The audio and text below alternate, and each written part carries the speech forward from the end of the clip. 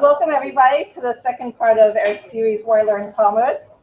I want to, first of all, thank our partners in this series. Yeshivat Hadar, we're happy to have Rabbi Ethan Tucker here with us tonight. Yeshivat Chovevei Torah and Yeshivat Maharat. I'd also like to thank the folks at Dirshu who really worked tirelessly to make this happen. Everything from managing our what do you call it, virtual presence, whatever you call it, whatever you do online, down to the food. And that would be especially Ariella, Jordana, Jerry, Dahlia, and everybody else in the office who really makes this stuff happen as smoothly as it does. I also want to acknowledge and really thank our workshop leaders. Rabbi Tzvi Blanchard, Rabbi Dr. Tzvi Blanchard is with us. Any of the other workshop leaders with us? Who's here? John Kelson, Rabbi John Kelson, Yaffa Epstein, and Rabbi Sussman Katz. Some of them are here and some are not. But really a wonderful, amazing thank you to them for carrying through all 3 weeks and offering the workshops. I want to remind people that we do not charge a fee for these series. This is an offering that we offer the community. And we encourage people to consider making a contribution to support the work that we do. There's a basket out front at the registration table, and you can choose whether to contribute globally or to contribute to any one or more of the particular institutional sponsors. But all the sponsors of this do wonderful work in the community, and we welcome the gifts that allow us to continue doing that work. Next week will be the final session in this series. The workshops will of course continue, and in the lecture slot we'll be having a conversation between 3 teachers of Talmud, Dr. Lissa Gray, Rabbi Dov Linzer, and Rabbi Ethan Tucker. The title of their talk will be Navigating the Sea of Talmud, Study, Teaching, and Personal Religious Meaning. Each of them will speak for a few minutes, then they'll be in a conversation with each other that we'll all get to listen into, and then they'll be in conversation with all of us in the audience. So that should be, I think, really interesting and inspiring. So I hope you'll all come back and bring your friends with you. And we have I hope I'm saying this right, hashtag Dirshu. So join the conversation out there, those of you who choose to have your devices on. If you choose to have your devices off, I, for one, will not be upset about that. So tonight, we're really pleased to welcome Dr. Chaim Saiman, and those who have the handout, which is hopefully everybody, have his bio in front of you, so I'll only say a word about him. Chaim Saiman is professor of law at Villanova University, and he's completing a book called Halacha, the Rabbinic Idea of Law, which will be published by Princeton. And when do we anticipate that coming out? The Caribbean maybe. Okay. Yes, we're praying with Dr. Saiman for that to come out soon, together with our other hopes and desires. But looking forward to seeing that. And the rest of his bio is here. I don't want to take any more from his time. He'll be talking about the conceptual approach to Talmud study. Where has it been? Where is it going? And why does it matter? So thanks so much for joining us tonight. Thank you.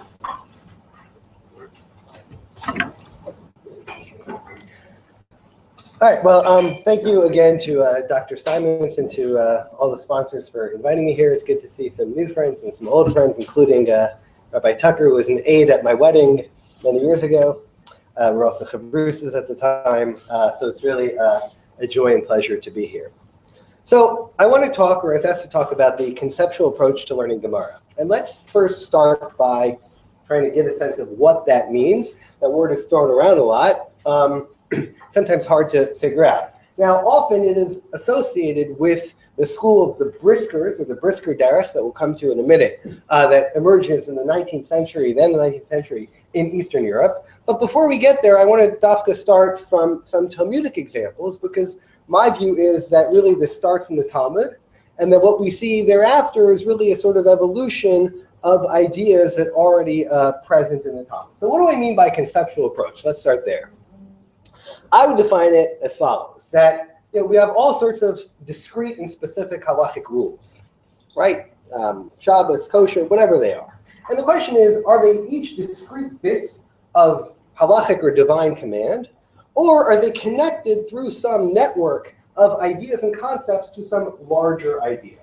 And that is basically what I mean by the conceptual approach. I think what the Talmud does. It says it takes all sorts of isolated bits, and it says these aren't just random or disparate or discrete. They are connected through different ideas. And that is basically what we can think of as our sort of most fundamental definition of the conceptual approach, to look for some underlying idea or construct or concept behind these details that sort of adds up to something. Now, we're going to spend the rest of the time sort of unpacking that. But I just want to sort of start there. For that reason, we sort of kind of look through from the bottom line details and begin to build our theories from there atop. So because it's pretty abstract, I want to start with an example. This example has some complexity to it. So we're just going to have to, hold cup, as they say in Yiddish. But I think that it will be beneficial because it'll let us look at a few different ways in which it happens in the Talmud before we sort of fast forward and look at it happens in other places. So let's start with the first source, which is a Gemara in Kiddushin 48. And it starts with a Braita, a Tanaitic teaching that says as follows. If a woman says to a man, basically, make jewelry for me. Make for me, basically, necklaces or an anklet bracelet and a ring, and I will be mekadosh to you. The assumption is that she gives him the gold. So he hands him a block of gold. He's a jeweler, and he's make this for me, and then I will become your wife. So the Braita says, Kevan she'asa'an mekudeshet. Once he fashioned them, she is mekudash to him, she is betrothed to him. Divrei Rabbi Meir. Those are the words of Rabbi Meir. The Chachamim omrim, eina mekudeshet ad she'egia mamon li'ada. Chachamim say, no, that doesn't work. Right? Some other money has to come to her hand. Okay, so here we have, a fairly, if you're learning Kiddushin, a fairly typical machloket Tanaim about how one is mekadesh or under what circumstances. Again, the case is the woman comes to the man, he's a jeweler, she gives him a bar of gold, she says, make jewelry from this for me, and I will become your wife. In other words, presumably by you not charging me for the service. We'll come to that in a second. So that is a machloket Rabbi Meir and Chachamim. So that what I would call the discrete halachic rule, whether you follow Rabbi Meir, eina mekudeshet, or Chachamim, eina mekudeshet. And now the Gemara, and we're going to look at three examples, or three types of conceptualizations that happen in the Gemara. The Gemara, in fairly classic form, looks at this, I would call ground level question of halachic detail. Is this woman mekudeshet or not? And now seeks to tie it to some higher level concepts. And that's going to be the process we're going to call conceptual or conceptualization. So the first is actually going to be a little bit the hardest. There's some questions here, but let's just sort of take it this way. There's an idea of a machloket in Kiddushin. When you say this in Yeshiva, this takes up a lot of time, about the concept of mekadesh b'milveh. Whether if I loan somebody money, right, a man loans a woman money, and then he says, hey, you don't have to pay me back, whether that can count as the value transfer for purposes of Kiddushin. And the Gemara rules, or there's at least a sheet in the Gemara that rules that's eina mekudeshet. That doesn't count. The theory seems to be that the transfer of value is a little bit too abstract, right? In other words, you lend money for 6 months. If on day 3 I say, you don't have to pay me back, that's a little too abstract, because it's just sort of this conceptual idea of a loan. That's a little too abstract to be the transfer of value that needs to be more immediate for purposes of Kiddushin. By contrast, if the woman comes with the bag of money to pay the guy back and he says, no, you can keep it, that's typically thought to be mekudeshet. So even though economists will all tell you that these two things are not different, right? The opportunity losses and opportunity costs don't matter. We all know that actually, right, doesn't matter so much. That's why stores are happy to say, buy it, and if you don't like it, return it. Because, right, sort of whether you have the object or not totally changes your perspective, right? Why do they give you credit discounts for direct deposit? Because once they've got the money, it's harder to fight for it to give it back than to give it. So, this sort of ties into a certain psychology that people have, and I think that's reflected. So that's the first view, that the point here is whether mekadesh b'milveh. Why? Because the theory is, as the guy is making the jewelry, he is racking up a debt. right? Because she owes him money for his work. And therefore, Rabbi Meir says, Mekadesh b'milva mekudeshet, and therefore, in that case, she is mekudash in the sort of wages he earns. And Chachamim say, no. So that's one example, one type of conceptualization. We took two, or a machloket about a very technical point, and we now tie it, I would say, one step up. This is still within the realm of kiddushin, right? This question of whether you can be mekadesh b'milveh with a loan. But by putting that machloket and this machloket together, you're beginning to say that there's some idea that ties the two together. Although, again, this is a fairly low level of conceptualization because we haven't yet analyzed why is mekadesh b'milveh a problem, how exactly it works, right? We're just taking two things that are already next to each other because they're both in the field of kiddushin, and we're connecting them. And that is sort of one level of conceptualization. Then the Gemara goes to a different view. And it says, no, and they're in option 2. D'chuli alma mekadesh b'milveh eina mekudeshet. No, really, both Tanaim, Rabbi Meir, and Chachamim hold that a mekadesh b'milveh with a loan, that's not a good kiddushin. The hacha, in this case, the yeshna mistiras mechila ba'atzof kamiflagi. Here they're arguing about the question about how do you understand a labor contract. So suppose I hire you to mow my lawn. Okay, and I have 1,000,000 blades of grass in my lawn. So we could say that each blade you cut, you earn 1/1,000,000th of your salary. Right? That's one way. That would be yeshna l'schirut mitchila b'atzof. That at every point of your work, you earn that proportionate amount of your wage. The other view is no, eino l'schirus ela lebasof. No, that's not the way contracts work. I hire you to mow my lawn, and when you're done mowing the lawn, then I pay you the $100 that we agreed. So the Gemara now says, no, that's really the machloket. That Rabbi Meir, who holds mekudeshet, really holds eino l'schirus ela lebasof. In other words, to avoid this loan problem, there's no debt. It's just at the end you have to pay. And that's sort of when he kind of finishes making the jewelry, she has to pay. At that moment, the debt is real. And therefore, if he says you don't have to pay me, that value is mekudeshet. By contrast, Chachamim hold that no. As he's fashioning each and every link in the chain, he earns some money, and then that's too much like the loan. Now this, I would say, is a higher level of conceptualization, right? Because first, we've now moved from the area of kiddushin to a more general area of the way contracts work, or the way labor contracts work, right? And second, we've now begun to ask, what is the nature of a contract itself? How does it work? What are its legal properties? How do we conceptualize or understand how, when I hire you to do a job, how the money is earned, right? Is it that you earn a fractional share every second as you go on, or is the whole thing a unit? Of course, the difference would be, this is true of American contract law as well, I teach that too, right? Suppose you only mow half the lawn. So do you owe nothing? Do you owe 50%? How do you think about that? These are the questions that the Gemara decides. So again, now we've taken this small machloket in kiddushin about what happens when a woman gives a gold, raw material basically to a guy to fashion jewelry, and we've connected it to a broader conceptual construct about the nature of an employment contract. But then the Gemara rejects this also, or tries an alternate. It says, no, I can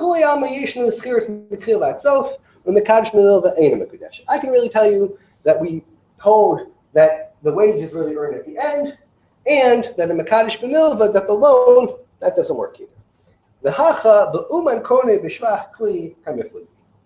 And here, the question is different.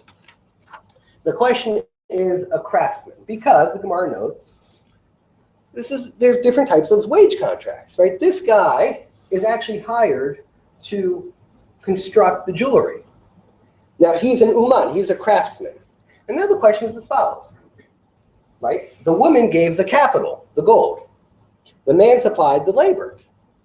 There are two ways to think of this. One is to think of him as hired. That basically, he's just like a wage earner, like we thought before. The other one would say that no, he acquires property rights in the object itself. In other words, because that the property does not belong to the capital alone, the addition of labor creates a transformation where the value of the labor is now embedded in the capital itself. And therefore, the better way to think of it is at the end, the craftsman, the jeweler, will sell the jewelry back to the woman for his wage.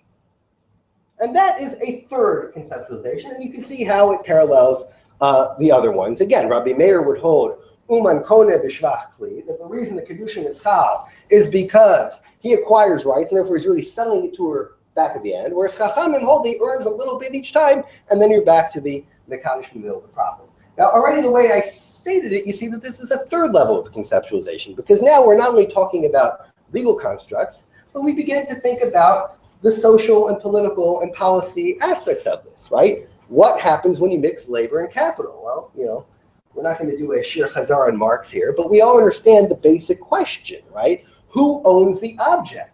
Does all the ownership vest in capital and labor is merely a hired hand? That would be one view, right? The other view is no, labor itself acquires rights, property rights in the capital because its value is transformative. So here we begin to see a third level of conceptualization where we move not only from a legal detail to a close legal idea, not even to a legal construct that we view independently, but to a legal construct that can already speak to the language of social policy, legal policy, political theory, and all these other things. And I think it's interesting that the Gemara here takes it in this order. And these, I would say, are like the three types of levels that we'll see in different forms as we go throughout.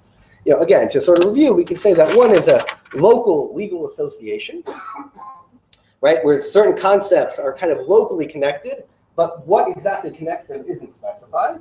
The second level is what we call a sort of legal conceptualization. In other words, an attempt to attach a local legal rule to a broader legal concept, but then to try to penetrate that concept itself and say, what is an employment contract from a legal standpoint? And then the third one is when that legal conceptualization kind of bleeds into maybe a social or a political conceptualization. That's meant to say, what are the ideas and values that animate this? And that whether we say uman kone b'shvach kli or not sort of matters not just for how the law is constructed, but ultimately for how society might be thought about and constructed. Now, I started with these three because while they will develop the issues as we go on, I think it's important to show that these three types are already present in the Talmud. So with that as background, now let's fast forward a couple thousand years, really to the end of the 19th century, and to the group of scholars or rabbis known as the Briskers that are typically associated with legal conceptualism. Now let's just start a few minutes about who they are and what that word means. So Brisk is what the Jews called a town in sort of today on the border of I believe Belarus and Lithuania. It was Brest-Litovsk. The Jews called it Brisk.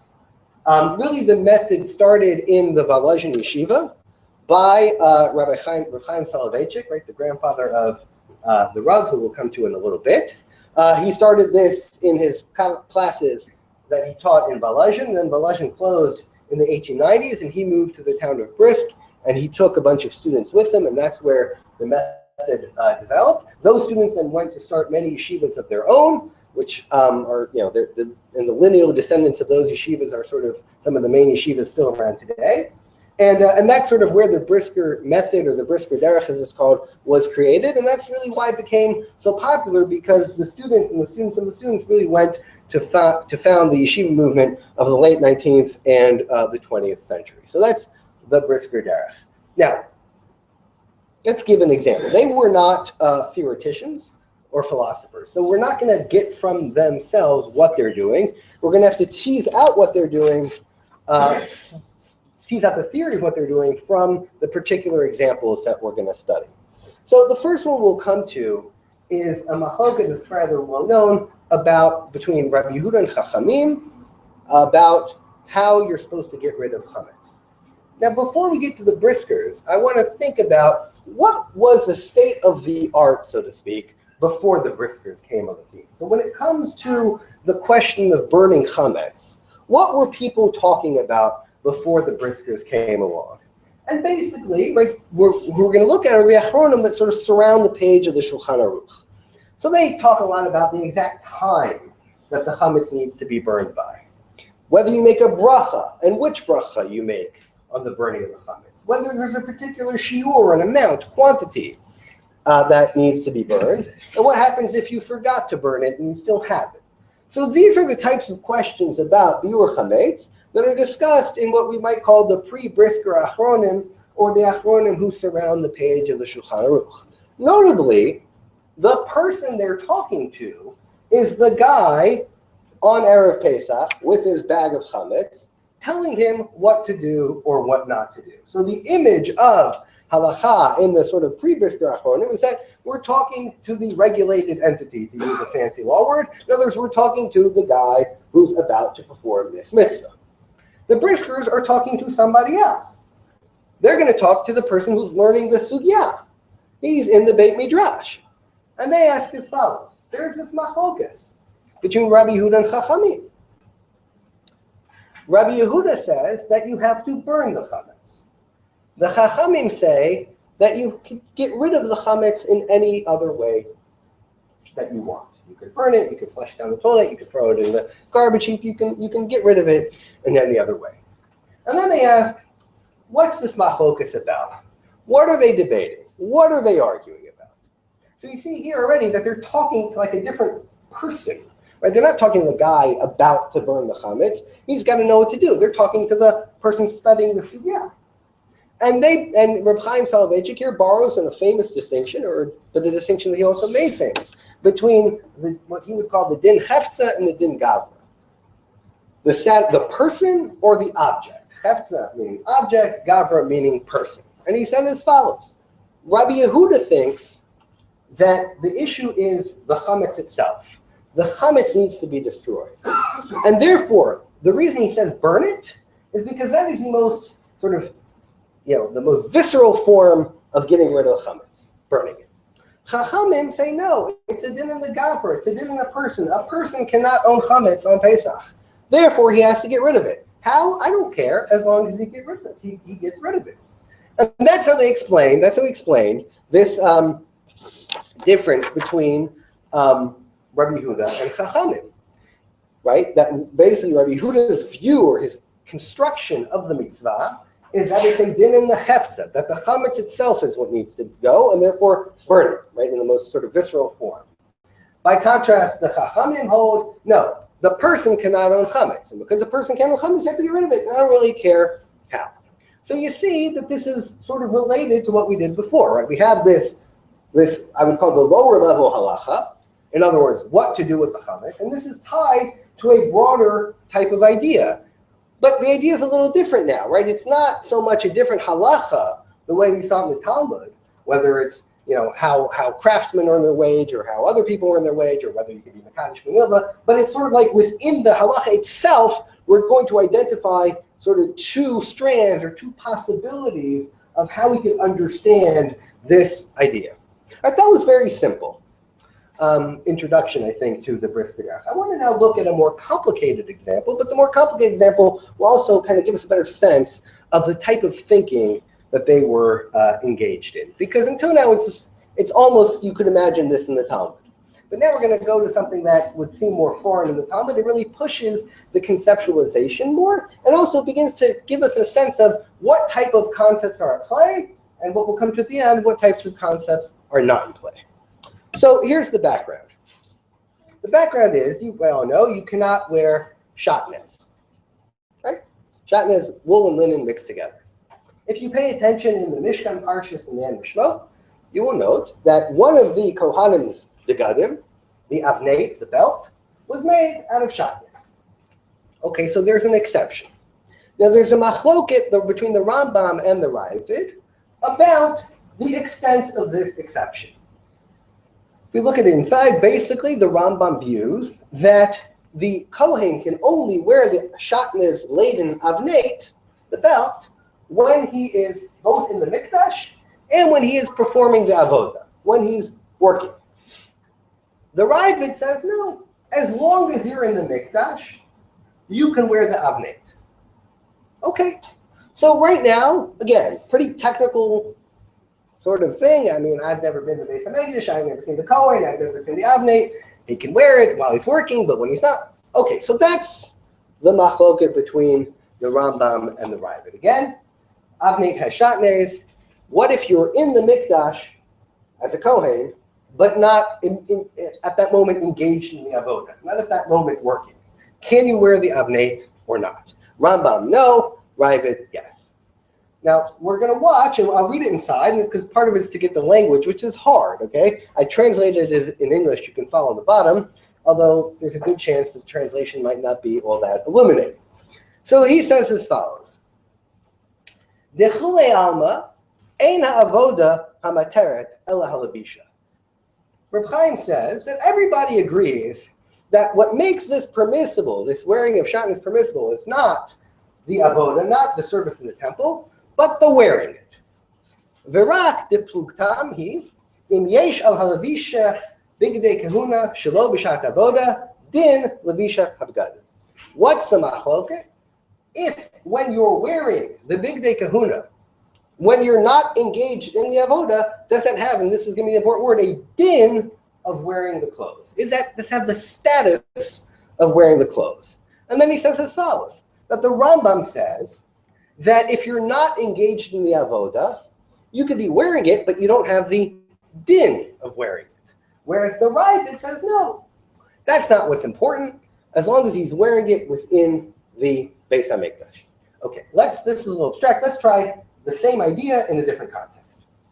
Suppose the law is that only a uniformed police officer can issue a traffic stop. Now, if I, as a civilian, put on a police uniform and then try to stop someone, am I wearing the uniform? Yeah. But am I a uniformed officer? No. Right? So this is a distinction that they're after. Right? There's like a physical issue of, is the guy wearing the clothes? But that's not the critical point, says Reb Chaim in the Rambam. It's not about whether he's physically wearing it. It's whether he's wearing it in a legally significant manner. And only an officer who's uniformed is not just putting on the uniform. Right? You can put on a Lakers jersey and not be Kobe Bryant. Something like that. Right? That doesn't make you a Laker. What makes you a Laker or an Eagle, or we shouldn't talk about the Giants, right? Is being the person, these Giants, not those Giants. Right? Being a person who's otherwise authorized to wear it in a capacity where that authorization is valid and wearing the uniform. And that is the type of distinction that he is after, right? So we can ask, suppose, and this would be the parallel focus. Suppose you're a police officer.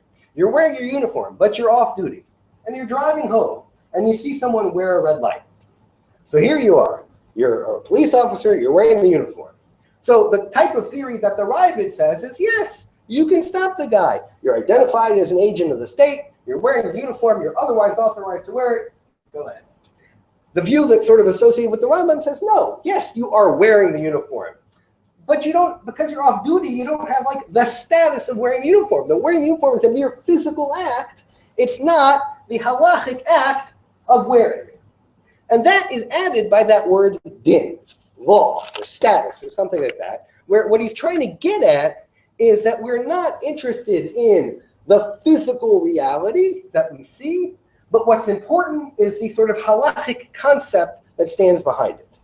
And this is really sort of pervades Brisker thought, is that what they noted, or what they're interested in, is sort of very similar to the kind of form-matter distinction, is that anytime you do a legal act, like say sign a contract, right? So there's the physical act of signing the contract, but then there's some, in their case, metaphysical, but some conceptual thing of like the legal obligation that is the contract. So for example, if the paper that says contract on top gets lost, right? So there's still a contract. I can still sue you. I might have problems proving it, right? So the contract is not the paper. The contract is the idea. And yet it's the act of signing the paper that sort of creates that conceptual thing that we call a contract. That's the kind of distinction that we're really interested in. Sort of what is the relationship between the physical acts we do and the sort of legal shift in status that emerges therefrom. Now, in the Briskers, we'll come to see that that shift in status is not just a conceptual idea, but they thought it as a sort of metaphysical reality. Like in Shamayim, there is a contract the second that I sign one. And what they're always interested in is like how to understand the relationship between those two parts. Now let's see this in some other contexts in the Brisker universe. So before we read it, let's say, and I didn't pick this example for topical reasons, but suppose I take someone to a mikveh and it's full of water. Now the water is what's called mayim she'uvim. In other words, it's pumped water. I put it in through the faucet. So under the halachos of mikveh, that is not kosher. Now if I ask you, you're staring at the pool, and I say, what's in the pool? And you would say, water. And I would say, is it kosher for mikveh? And you say, no. And I say, why not? It says, because there's a halacha that says that you can't have mayim she'uvim, drawn water or pumped water in a mikveh. That, the Brisker would say, that's the balabatish way to look at it. That's the way normal people look at it. That's not the real way to look at it. The real way to look at it is like this. And let's look at Reverse Ber Leibovitz. So he's the second generation. He's a student of Reb Chaim Soloveitchik. And in his work, the Bircha Shmuel, which is his actually notes from his shiurim, they're generally very hard to read, but they have a lot. He sort of had a lot of this. And he says like this. This is a translation. But he says, okay, if I want to understand why are mayim she'uvim not valid for mikvah, so he says, here's the possibility that delo chal shem mayim alayhu, it doesn't have the halachic status of water, right? So we would all say, it's water, right? It's just water that's possible for mikvah. But if you view it like the Brisker, you turn it all around. The reality is not wearing the clothes. The reality is not what we see in front of us. The reality is the halachic construct. So he would say, that doesn't have a din water, right? Because it doesn't have the halachic status of water. Because the halachic definition of water is what can, or at least for mikvah purposes, is what can satisfy the mikvah requirement. So it's an inversion of what I would call the factual and the legal, whereas most of us walk around thinking that the factual is sort of what we see, and the legal is a sort of overlay. The Brisker sort of made it the other way around. And that's what he says, right? That it is so disqualified that the status of water does not attach. And it is as if there's no water at all. Or he says the other possibility is the way I think we would say it, that there's a principle of disqualification that attaches. That it didn't psul the chalalai. In other words, that it's water, but it's not kosher for mikvah. We see this also in the introduction to his work, where his son and son-in-law, who sort of wrote it, sort of made this point explicit. And they write, again, this is my translation, that ruchniut and anything understood through the logic of Torah took on a physical existence. The fancy word for this is called reification. This was emphasized in all his mannerisms, especially in his explanation of halachic concepts. He would thus explain that an ox that is ownerless is not included within the legal category of an ox that damages, and therefore not an ox. Okay, the background here is, right, in Baba Kama, a shore is an ox, and a shore is something that can be mechayev the baal to pay. In other words, that generates liability on its owner if it damages somebody's property or somebody. Now, what happens if the ox is ownerless? Well, then there's no liability, right? Because who are you going to charge? There's no defendant in the case. So he would say it doesn't have a din shore, because the definition of a shore is not an ox, the thing with four legs that moves, right? The ox is the halachic category that creates liability by an ox goring, and therefore, thus is nishkein a shore, right? That's not a shore, because a shore is not an ox. A shore is the halachic construct of ox, right? And similarly, with regard, continuing, to the heftza, which according to his understanding expression, every spiritual, but they probably mean something like halachic matter, was considered a heftza, an object, a reality, a thing. The Rav will call it, we'll see, sort of an ontological status. For example, regarding the concept of how someone enters a transaction, back to the contract, he would explain that the will, meaning the desire to enter into contract, creates, and this is the best translation I can have, the onset of the object of the transaction, or in Hebrew, shahadat hu haoseh chalot heftza shel kinyan. He's trying to get to this idea of not the contract in terms of the words on the page, but the contract, that sort of conceptual idea. Now, he's sort of limited in his terminology, so he's struggling, but that's the idea that he's after. There's a joke told in yeshiva circles that sort of demonstrates this. So we all know when you want to make tea on Shabbos, right, you use a kli sheni, meaning you can't use water right from the urn. You have to pour the water from the urn into a cup and then pour that into another cup, and then you can make tea, according to many shitot anyway. The reason given is that kli sheni eino mevashel. In other words, once you transfer the water from the thing that's al ha'esh, from the kettle that's on the fire, to another kli, to another vessel, that already does not create the halachic status of bishul, of cooking, and therefore you're allowed to make tea.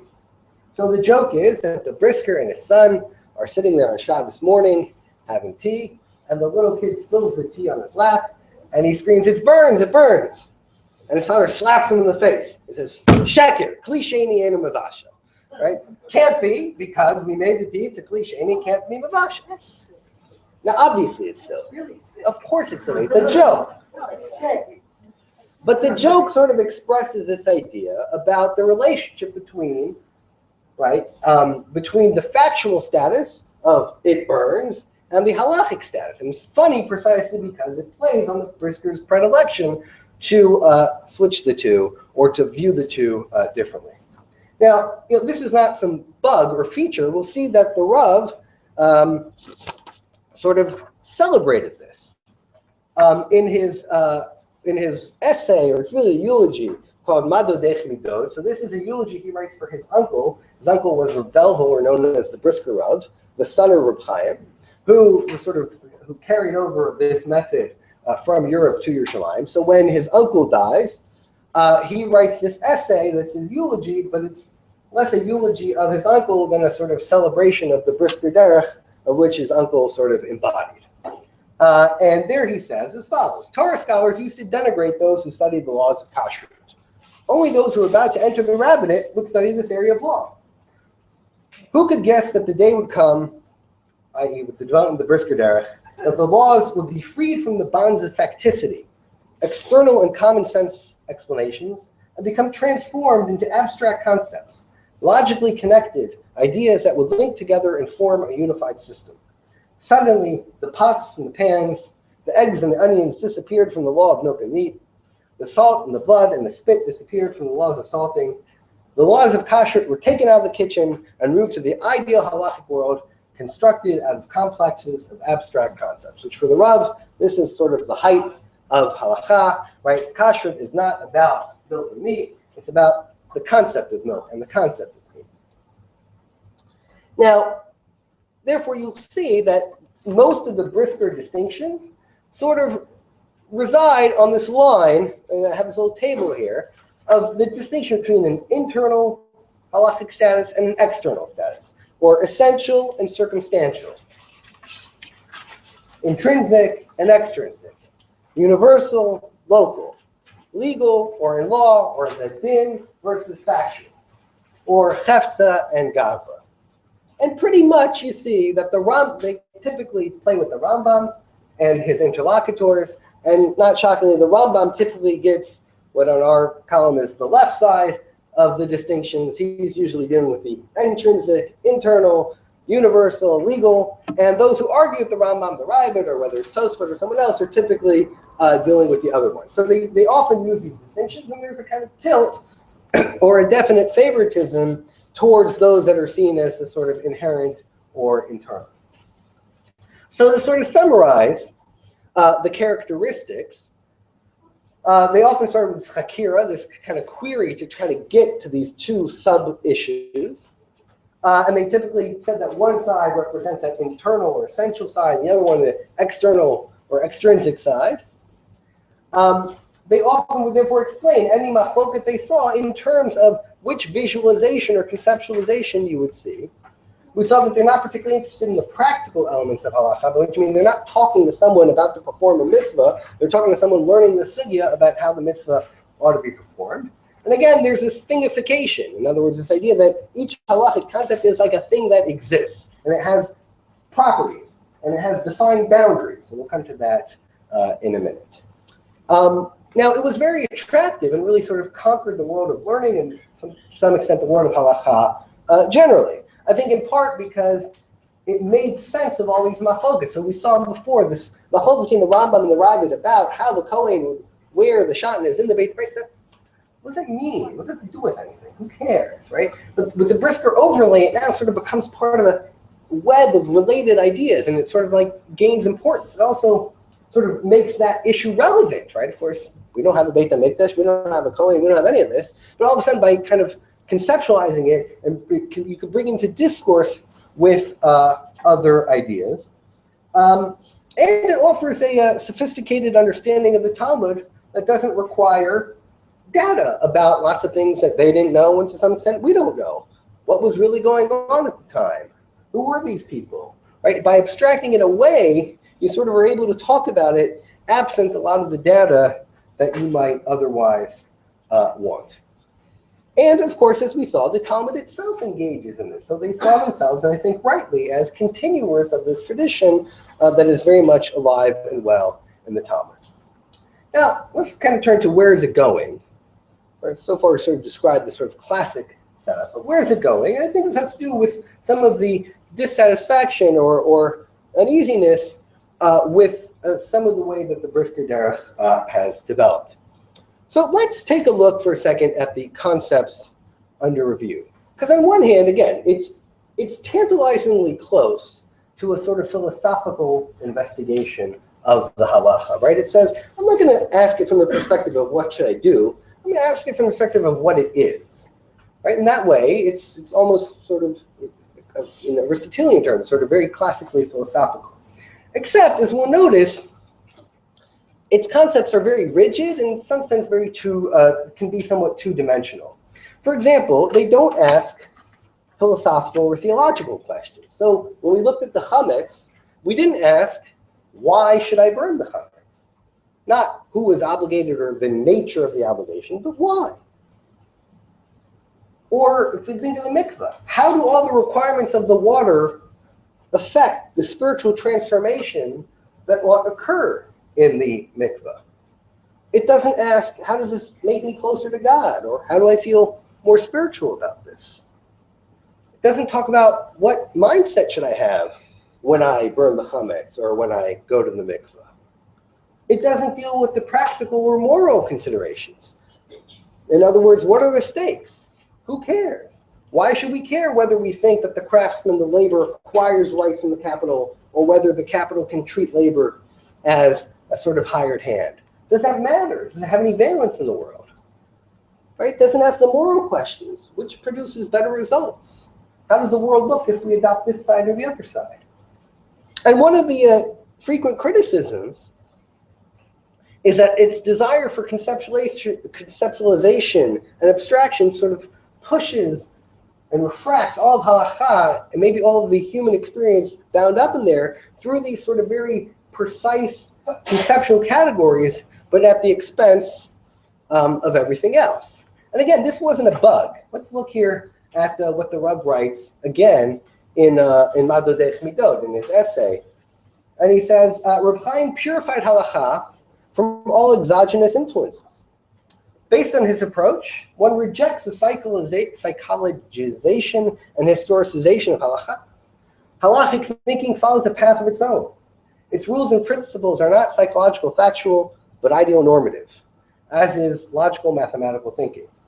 The historical and factual context do not impinge on the truth or correctness of halachic judgments, just as the validity of mathematical thought is not assessed through psychological analysis. In other words, that was the point. The point of calling everything a din is to take it out of its sort of contingent human context, right? Those things that were on the right side of that table, and to push it into the left.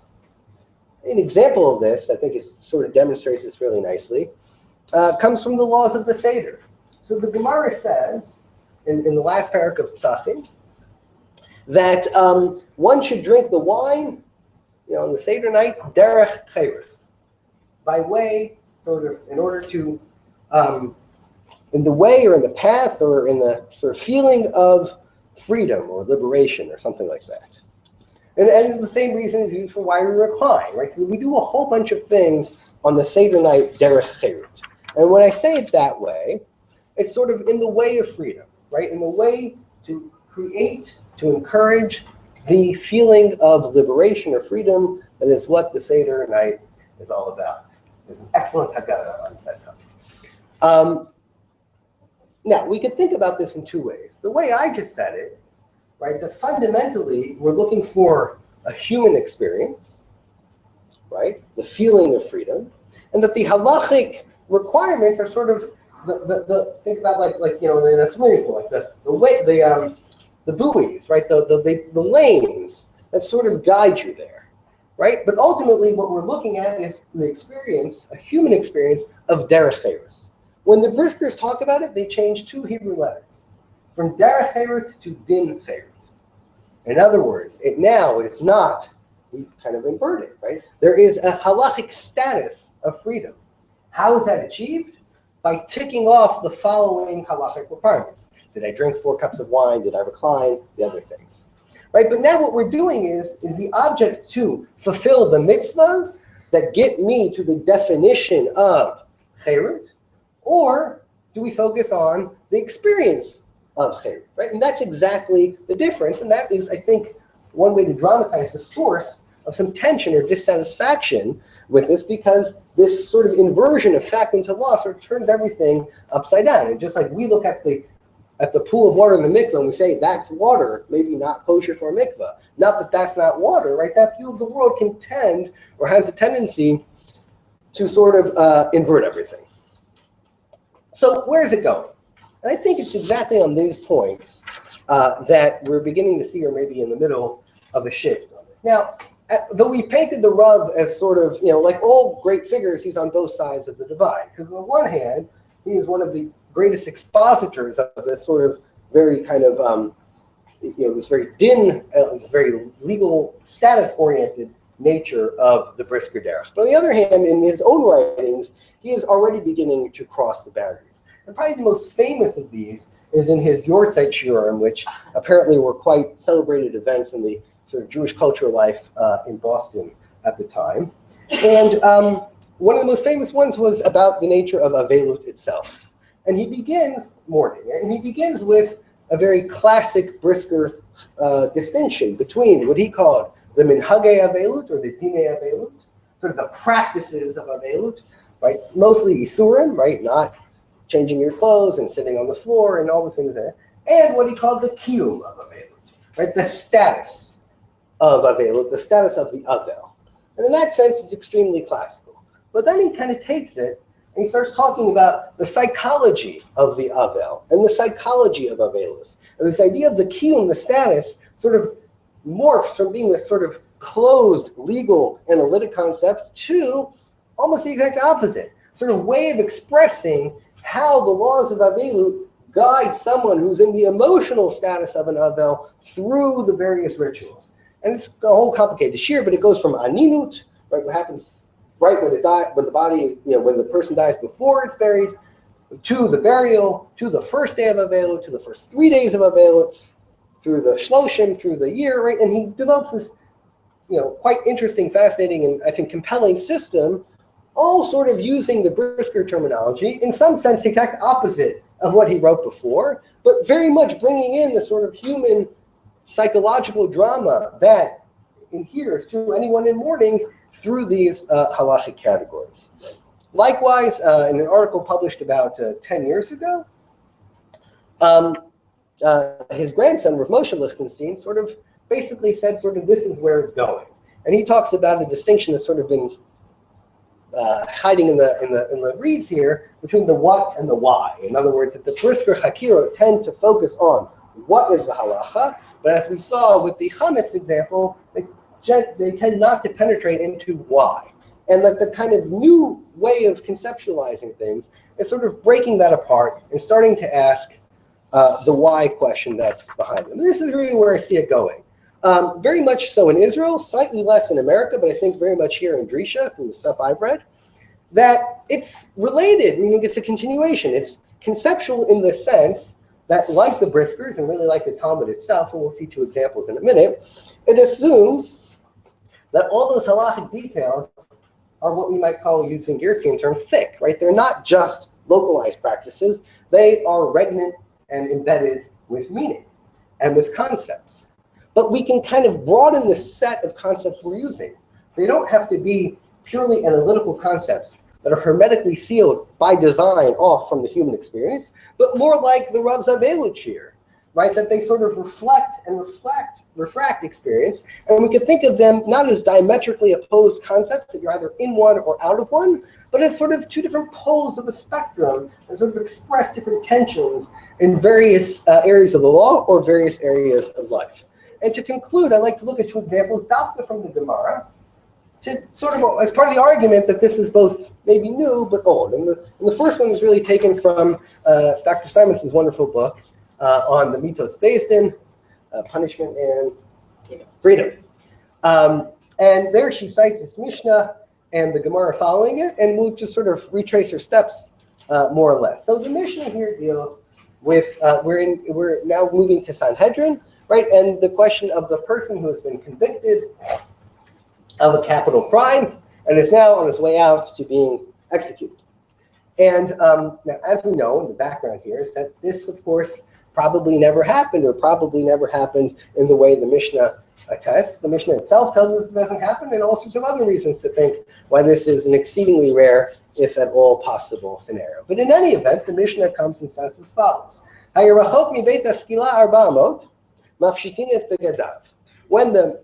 going to talk about a man, we're talking about a woman in a second, is 4 amos away from the place he would be stoned, they take off his clothes. Ha'ish mechasin oto milfanav, v'ha'isha milfanea u'me'achareh. So the man is then covered with some smaller covering in front, and the woman is covered in front and in back. Divrei Rabbi Yehuda. That's Rabbi Yehuda. V'chachamim omrim, ha'ish niskal arum, v'ein ha'isha niskalat aruma. The chachamim say that the man is stone naked, by which they mean with only a minor covering, and the woman remains clothed. So here we have, again, a Mishnah detailing a very technical question of, I'm going to call practice. I think part of the story here is that this practice might have never been practiced. But anyway, on its face, a local technical halachic practice. And the Gemara goes through a few different possibilities of what this machlokas is about before resting on the following. It says, Hacha b'hai kamiflagi. Here's what's going on. Mar savar, bizyone de inish adifale tvei minicha de gufe, umar savar nicha de gufe adif mi bizyone. Okay, so we're going to have to accept the premise here of the Gemara, and then the rest will hopefully make a little sense. The Gemara's premise is that, remember how you're stoned, you're not actually stoned, you're sort of pushed off a building or cliff or something like that. That wearing clothing will make the death take longer, because it will protect you somewhat from the impact of the ground or the stones. I don't know if that works totally, but just accept that for the moment. And then it says as follows. Look, there's two potential sources of pain and embarrassment. There's physical pain, and there's psychological pain. And there's a trade-off here. So the physical pain is going to be greater if you're clothed, right? Because it's going to take you longer to die. But you're saved the psychological pain of being paraded around naked before. By contrast, if you wear the clothes, you'll spare yourself the psychological pain, but you'll increase your physical pain. And here the machloket is, which one of those is more dominant? Now let's look what happens here, right? This is a conceptualization. What we have in front of us, to be technical, right, what the Mishnah says, is a machloket about sort of a very dry and concrete legal rule. How is a man stoned? I'm sorry, how is a woman stoned? Whether she's stoned naked or clothed.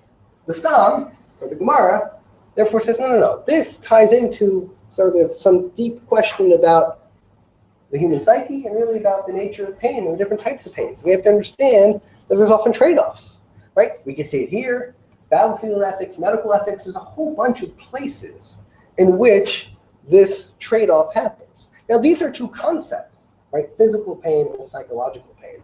But they're not walled-off concepts from the human experience, quite the opposite. They are sort of ways of collecting various intuitions about the human experience and sort of positing them across each other and getting you to think, sort of as you slide across a scale, how much of this and how much of that. And this, I would say, is very much reflective of this sort of what I might call the neo-Hakira, or the sort of new conceptualism, where we're still understanding very much, and Dr. Saiman does amazing job in the book sort of spinning this out. Right, the basic intuition that halachic data, right, is not flat, but is multidimensional, is very much active. And it very much builds on this brisker intuition to tie it to sort of higher levels of abstraction. But it's not limited in its range of concepts and is unafraid to talk about them in a variety of ways. And maybe we'll then look at the final example, which I really like because it's just so dramatic. So we're going to move to another area of the law, to the very last parak in Masechet Sota, which is not about Sota at all, but it's about Egla Arufa. To remind everybody, the Egla Arufa is Egla Arufa means the hacked calf. But basically, right, if you see a body, a dead body, a murdered body, in the no man's land on the side of the road, and nobody knows who killed him, we cannot find the killer, the murderer. So then the Torah says that the elders of the community are to measure from the body to the nearest town, and it's responsibility of the elders of the nearest town to bring some sort of, whether it's a korban or not, it's a little complicated, but some sort of ceremony in which they kind of hack the neck of the calf in a certain place, and they basically do this as a way of literally, washing their hands and sort of seeking atonement for the fact that in their community, you can have an unsolved murder. That's in the Torah. And the Torah does mention that you should measure from the body to the nearest town. And in what seems to be a parody of sort of halachic legalism, the Mishnah in Sota says as follows. Nimtza rosho b'makom echad v'gufo b'makom achad molichin harosh etzel haguf. Divrei Rabbi Elazar. So if we find the head severed in one place and the body in another place, so we're going to move the head to the body and measure from there. That's Rabbi Elazar. Rabbi Akiva Omer haguf etzel harosh. Now Rabbi Akiva says you drag the body to the head. The Mishnah continues, Me'ein hayu modedim. From where would you measure? Rabbi Elazar Omer mitiburo. Rabbi Elazar says from his belly button, navel, I guess technical term. Rabbi Akiva Omer michotmo, from his nose. There's another day I will leave in a minute. Now, Paul would have loved this, right? If you want to make fun of the rabbis, this would be your greatest Mishnah, right? Like here we are, we've got this question of the dead, and all you can think about is this like somewhat ridiculous sort of legal construct of like moving the body, the head. But right now, but think about it for a second. You have a double machlokas between Rabbi Akiva and Rabbi Eliezer, and in both cases, Rabbi Eliezer's sort of favoring the body over the head or the face, and both times Rabbi Akiva favors the head or the face over the body. And so clearly that is something that is going on here. Now, as law, by which I mean something that's going to be applied, this is kind of ridiculous, right? Because, first of all, the type of dead body you need to find to be even in the ballpark of Egla Rufa is rather particular and rather rare. The Mishnah already says that in the days of Rabbi Yochanan ben Zakkai, they stopped doing this, which is well before Rabbi Akiva, Rabbi Eliezer. Right? And then, let's be honest, right? So the 18 inches of space, or maybe if you're tall, the 24 inches of space between the navel and the belly button, that's going to be the difference between the two towns, right? No discussion about where the town is, where you measure the town. So what's happening here? So again, here we have technical halachic data about, like in another case, what seems to be a rather meaningless or somewhat ridiculous even halachic point. And we'll look at what the Bavli and the Yerushalmi, they're slightly different, but they both sort of go in the same direction. And they say, B'mai kamiflagi. What is the argument here? So Mar Savar Iker Chiyute Ba'ape, Umar Savar Iker Chiyute B'tibure. I'll tell you what the argument here. What is, we'll first translate loosely, tightly and then loosely. What is the essence of life? Is the essence of life in the nose, or is the essence of life in the belly button? The Yerushalmi has it slightly differently, but the idea is more or less the same. Rabbi Eliezer mitiburo mimakom shehavad notzar, from the place where the body is created. Rabbi Akiva mechotno mimakom hakarat hapanim, from the place that the face is recognized. So in our language, we would say, this is a kind of, we call it a philosophical question, a theological question. What is sort of the core of a human? Is the core of the human his body? Probably in the way that a human is like animals. Or is the human fundamentally different, right, because of its face, right? Because, and of course we know, right, that's where God blew in, right, the nose is where God blew in the Ruach Chaim.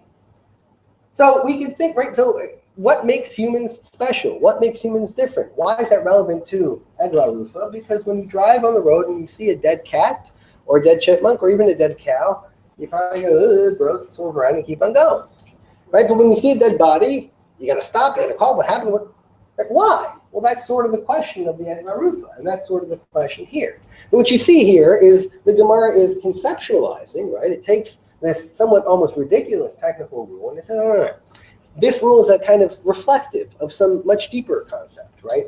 That it's the way we're going to ask, sort of, why are humans special? Why are they different? Why do they get different laws, right? And this, I would say, is very similar, right? In other words, it's the same intuition that we ought to look at the halachic data. We ought to understand that it's thick, not thin. We ought to understand what are the ideas behind it. But it's not limited to these constructs that are sort of walled up from humanity, but quite the opposite. It's very much engaged in the sort of questions that we ask all the time, though here and asked in a different way. This is where, again, I both hope, but also think that this sort of conceptual method is going, sort of building on the past intuitions, to some degree returning maybe to what we see in the Gemara, but now asking what's going on here, pushing and assuming that these are not thin concepts, but bringing it into conversation with a much richer set of ideas that we find from the world around us. And that's where I hope and think that the conceptual derech of learning Gemara is going, embodied here, certainly in the Torah learned in Drisha and in other places. Thank you.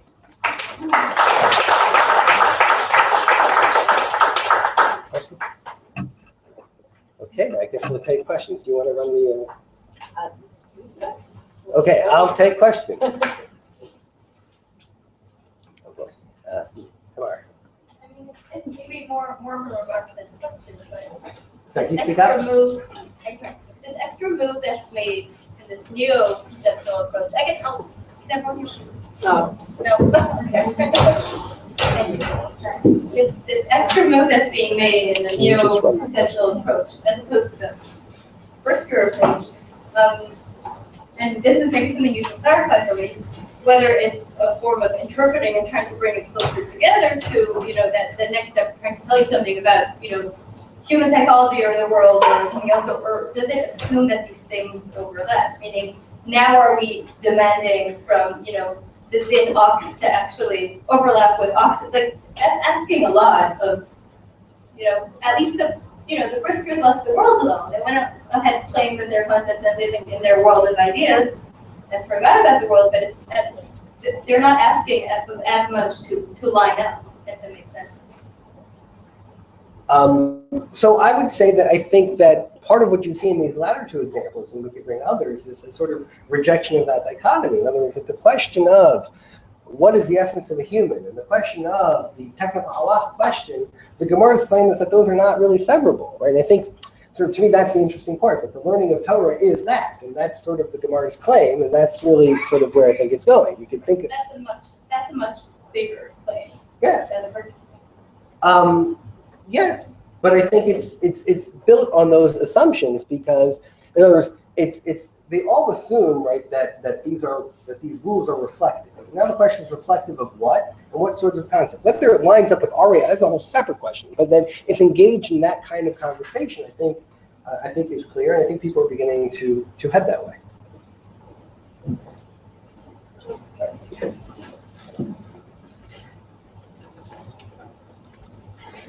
Thank you very much for a very interesting presentation. I was wondering whether you would consider certain concepts that we encounter.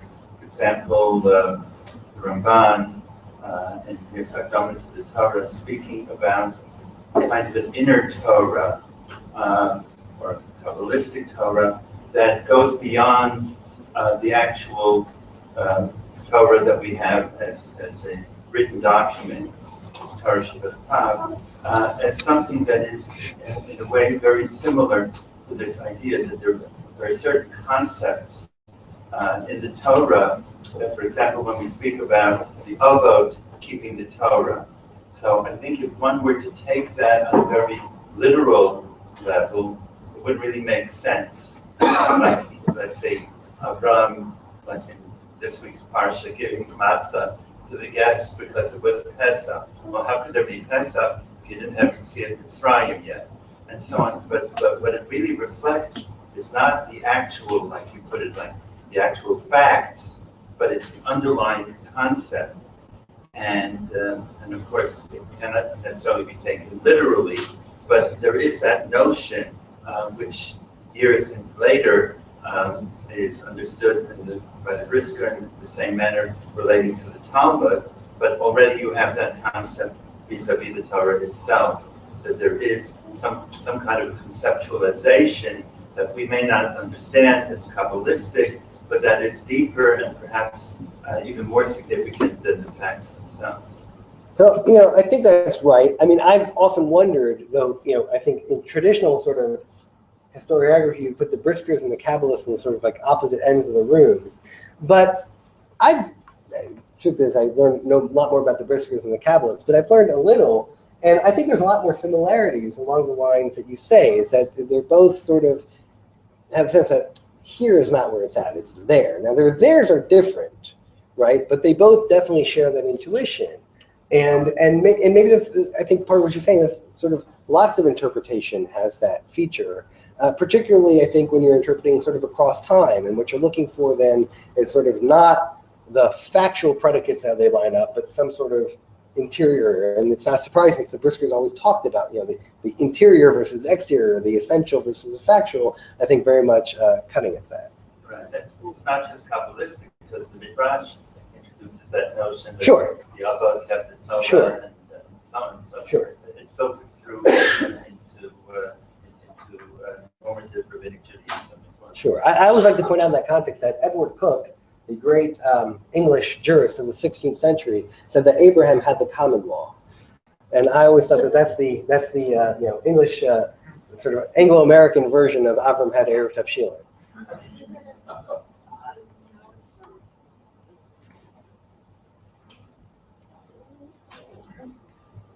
Thank you very much. I learned so much from you today.